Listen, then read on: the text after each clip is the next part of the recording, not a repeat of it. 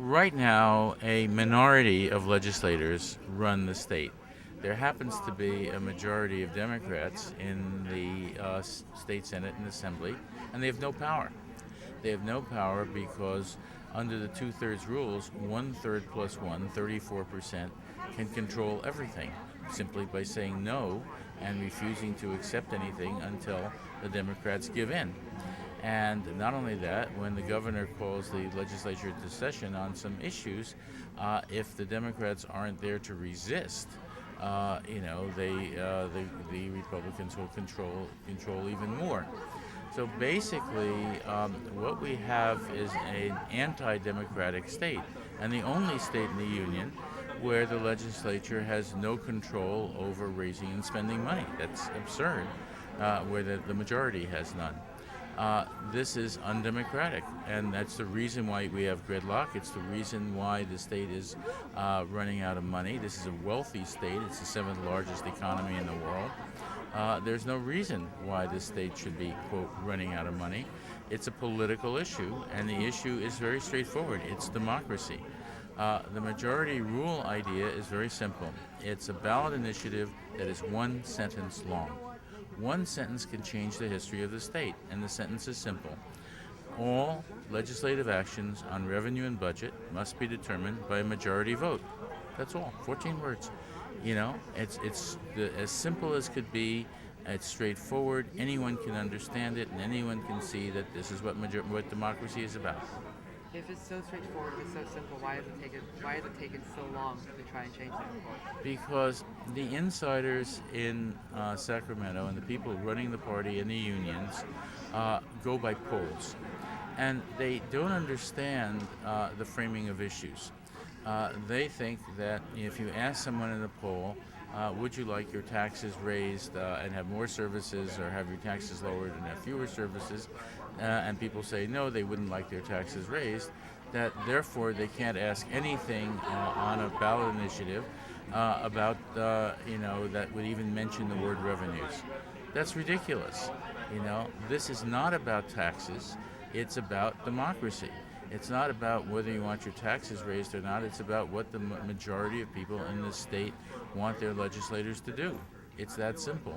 And the people who are running the Democratic Party right now, and the people who are running the unions, have not really tested that idea. We haven't had a poll that tests the idea of democracy, and right now we're putting one together.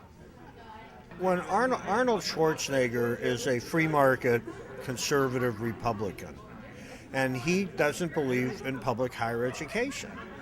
The attitude of a free market Republican is that if an education is an investment, if you get a college degree, you make more money. If you get a professional degree, you make more money. And so the public shouldn't be paying for it, you should. And so shortly after Governor Schwarzenegger became governor, he sat down in a room with two guys, Bob Dines, the head of the university, and Charlie Reed, the head of CSU, and they agreed on something called the Compact for Higher Education, in which UC and CSU accepted gigantic budget cuts and committed themselves to very rapid fee increases. The fee increases that the students have been subjected to every year since Schwarzenegger came in are not because of budget problems, they're because of an agreement that the university and CSU would shift their funding from public dollars to private dollars. And so what we have is the privatization of higher education in California. The problem is that it's not providing enough money. And that's why you're seeing the systems fall apart the way they are, where students can't get classes, where it's taking longer and longer for students to graduate. And what you're going to see happening, UC has managed to insulate the students from that for a long time through other kinds of internal cuts and shuffling money around and things like that. But what's happening here at UC is what CSU's been putting up with for years, where students now just can't get the classes. And so what happens then is it takes the students longer and longer to graduate because they can't get the classes. And then the politicians who don't like higher ed say, see, it's a waste of money. They can't even graduate the students. It's all very inefficient and a waste of money. And so you get a self-fulfilling prophecy. And the real debate that we need to have here in California is, do we want to have public higher education or not? The master plan for higher education developed by University of California President Clark Kerr in the 60s, where we had an articulated system of UC, CSU, and the community college that was available initially for free, has served the people of California well. It's served the state of California well. It's been an engine for people bettering themselves. It's been an economic engine for the state of California. And that's been thrown out the window. And it was done in a most undemocratic way. The regents weren't involved. The Cal State trustees weren't involved. The public wasn't involved. The legislature wasn't involved. It was three guys. Three guys radically changed higher ed policy in California. And I think in order to fix it, people have to understand that this isn't an issue about money or budgets or shortages. It's an ideological position. And basically, higher ed policy in California is now very conservative Republican free market policy. And if we want to change that, that issue has to be engaged. And I think the Governor Schwarzenegger needs to have this problem laid at his feet because he created it. And I think every gubernatorial candidate needs to be put on the spot of, are they going to restore public higher education in California or not?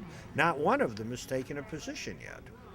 What would the reasoning be for the governor and the president of CSU as well as the UC? Like, what would the reasoning be to transfer funds from public funding to private funding? Well, the reason that the governor wanted to transfer from public funding to private funding is because he's a free market Republican.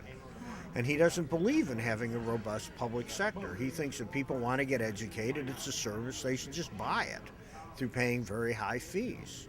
So the governor's position is quite clear. I think the reason that UC and CSU went along with it is they were afraid that if they didn't, he would be mean to them. The prime directive, the fundamental political strategy that UC, I can't speak to CSU, but that UC has had for decades, has been keep the governor happy. You know, when there's a Republican governor, they support higher fees. When there's a Democratic governor, they're a little nicer to the workers.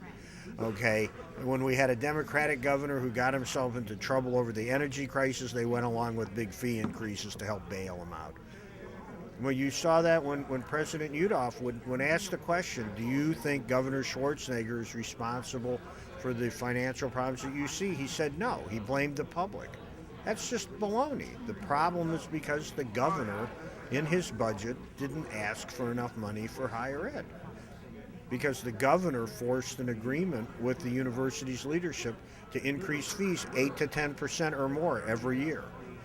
The agreement with the governor to do these regular fee increases said nothing about economic conditions. It was a minimum fee increase of 8 to 10%, or more if need be.